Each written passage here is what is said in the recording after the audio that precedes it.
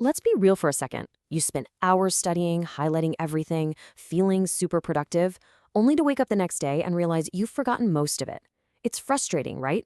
Well, the brutal truth is, it's not about how smart you are. It's about how you use your brain.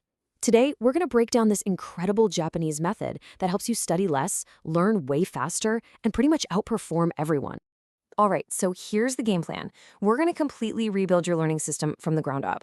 First, we'll tackle the biggest lie we've all been sold about studying.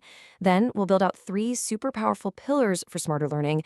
And finally, we'll turn you from just a student into a true learning strategist. Ready?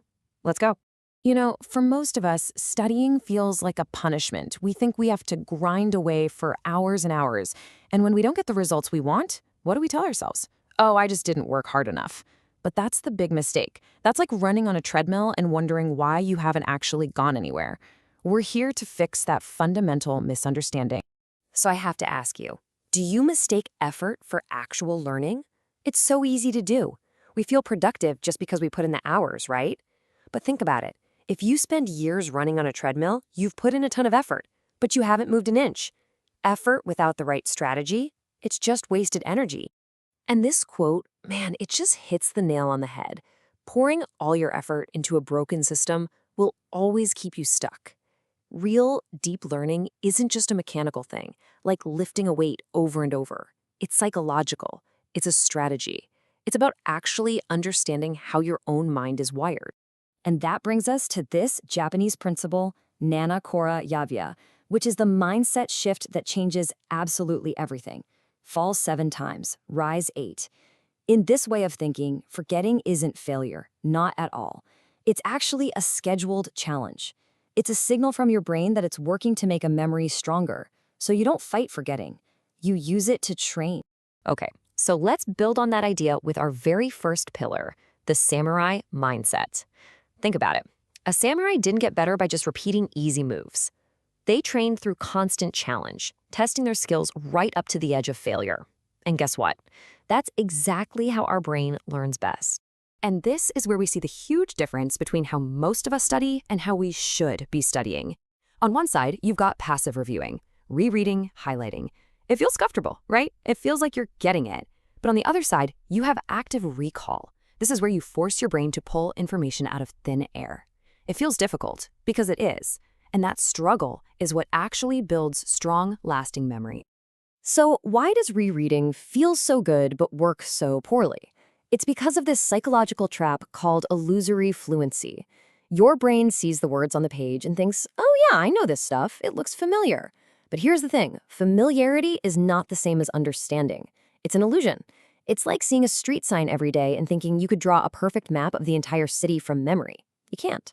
So how do we actually start training this active recall muscle samurai style? Here are 3 things you can do right now. First, the blurting method. Read a section of a book, close it, and then blurt out everything you remember onto a piece of paper. You'll be shocked by what you forgot, and that's where the learning happens. Second, turn your notes into questions. Every statement becomes a challenge. And third, the falsification check. Try to prove why a wrong answer is wrong. It forces you to understand the material on a way deeper level. Okay, so you're actively pulling information from your brain. That's awesome, but how do you make sure it stays there for good? This brings us to pillar number 2, where we learn to hack our brain's greatest enemy, which, it turns out, is also its greatest ally, time itself. Now, take a look at this. This is the forgetting curve, and it is absolutely brutal. A psychologist named Hermann Ebbinghaus discovered this. Basically, the second you learn something new, your brain starts throwing it away. After just a day, you can lose up to 70% of it. This is why cramming for a test is a losing game. You might win the battle for one night, but you will always lose the war for long-term memory. The trick is to work with this curve, not against it. So, how do we do that? We work smarter, not harder, with a system called spaced repetition. It's super simple. You take those questions you made for active recall and put them on flashcards. Then you use a confidence gauge. If a card is easy, you label it green and look at it again in a week. If it's kind of tricky, yellow, and you review it in 2 days. But if it's really hard, red, you review that one again in just 10 minutes. You're strategically hitting the information right at the moment you're about to forget it. That's how you build memories that last. And this leads to a massive efficiency hack, the 80-20 rule of learning. You know those red cards, the 20% of the material that you find the most difficult? Well, that's where you should be spending 80% of your study time. It seems obvious, but most people just review everything equally. By focusing your energy on the hard stuff, by exam day, that hard stuff has become easy.